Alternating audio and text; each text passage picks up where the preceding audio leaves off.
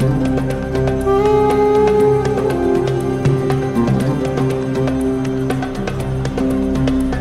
voilà, comme dans les chemins de la liberté, avant qu'ils arrivent en Inde, Lhasa, le Potala, en solo.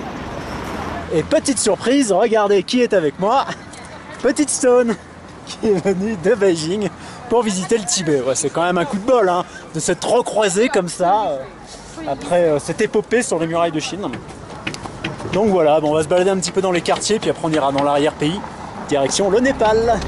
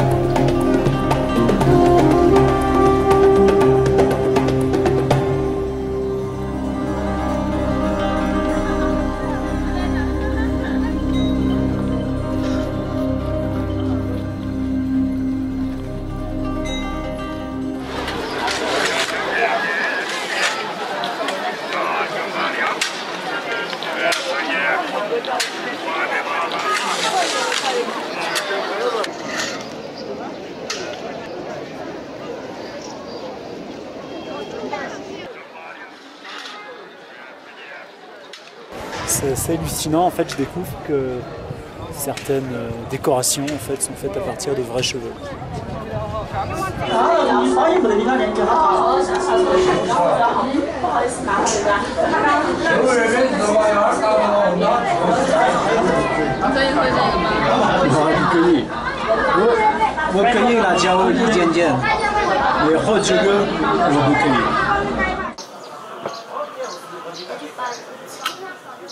Bon alors ça, c'est la salle de philosophie. Et là se pratique depuis des générations l'art de la casse.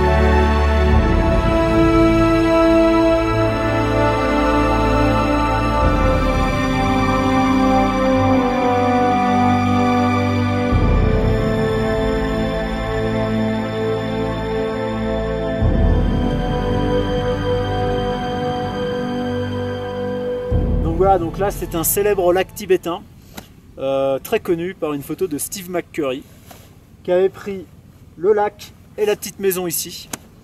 Donc nous allons suivre l'exemple du maître sur le champ. Voilà.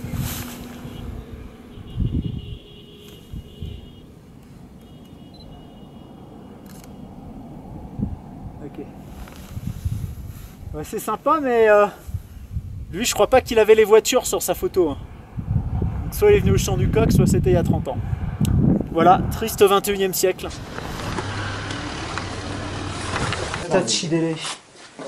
Nyasa Goyo. Alors, petite situation cocasse. Pour une fois, le menu par défaut est en anglais. Et là, on a la petite chinoise qui pleure parce qu'elle n'a pas son menu en chinois. Voilà, je suis bien content.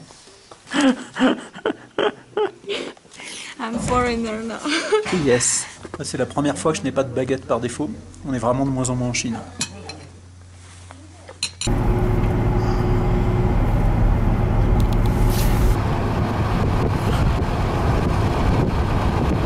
Voilà, arrivé à Gyeongsé, son impressionnante forteresse sur fond de banlieue naissante dégueulasse.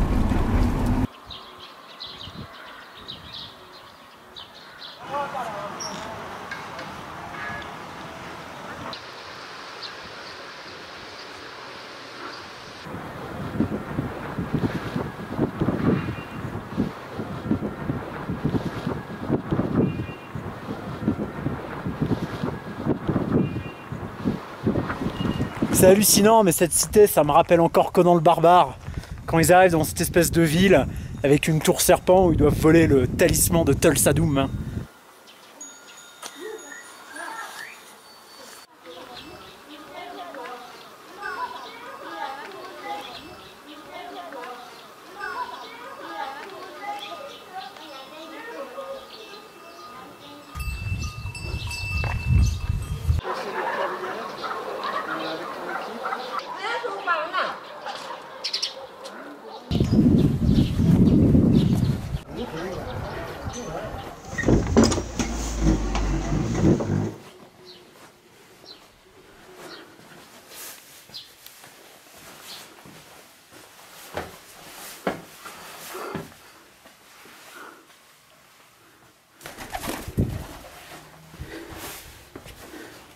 Yin Qian, 我到尼泊尔去。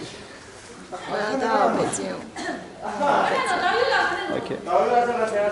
是微信，你是一个。再见。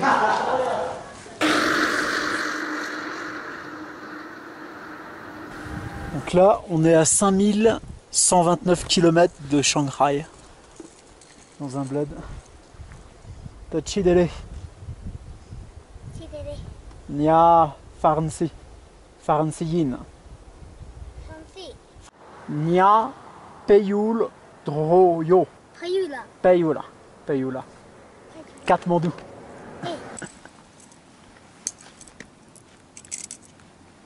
Kalechou. Kalechou. Bon bah voilà, c'était un petit essai de langue tibétaine. Retour à la voiture. Direction les grandes montagnes. Là c'est un petit peu étrange, dans un massif montagneux qui a l'air assez plat. Mais on se dirige vers l'Everest, on est à moins de 2 heures.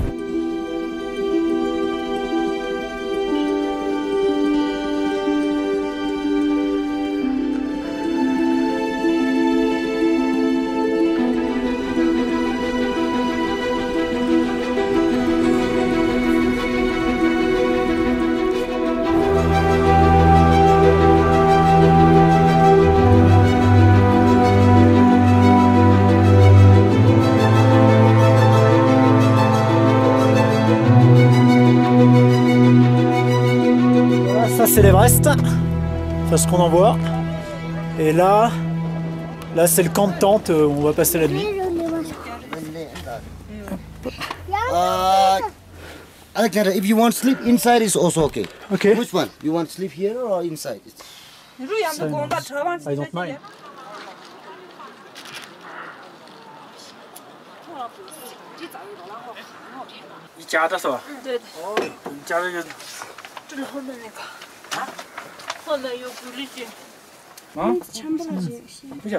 Yappo. 也不多。煮一半的。藏族大部分就这么吃啊。你要出sopa goyo。一般我可以拿个杯子给你。对对。 Du jetie. Good night. Okay. Yes.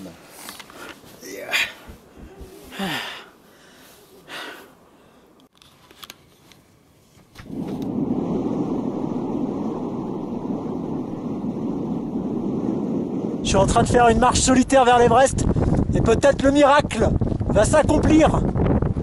Regardez, entre les nuages.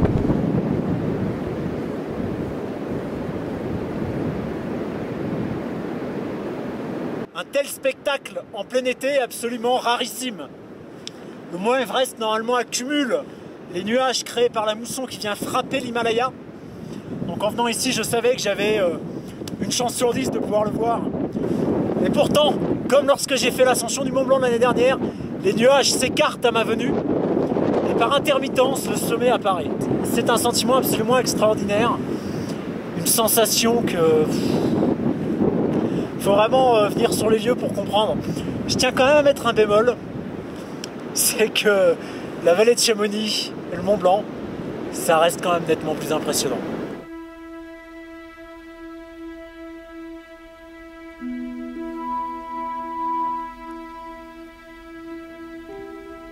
À présent, nous longeons la chaîne himalayenne à la recherche d'une passe vers le Népal.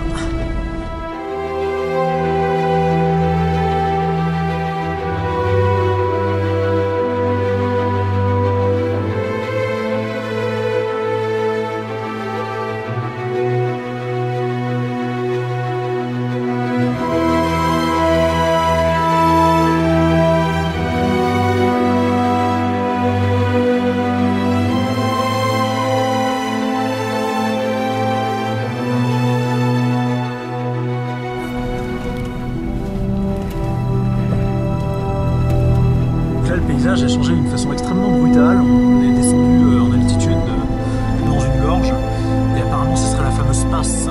Cette rivière va traverser l'Himalaya.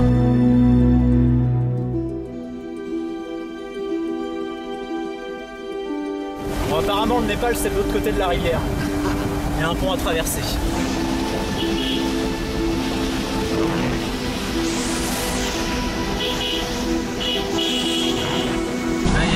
La douane. Bon là ça rigole plus. Bon, ça y est, j'ai franchi la frontière chinoise.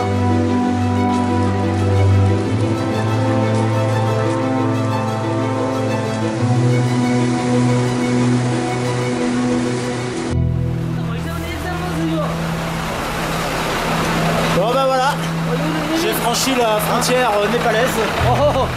Donc à l'instar de Slavomir Havik dans Les Chemins de la Liberté, je quitte définitivement les grandes dictatures communistes du passé pour arriver dans le monde hindouiste. Ok, so 2500.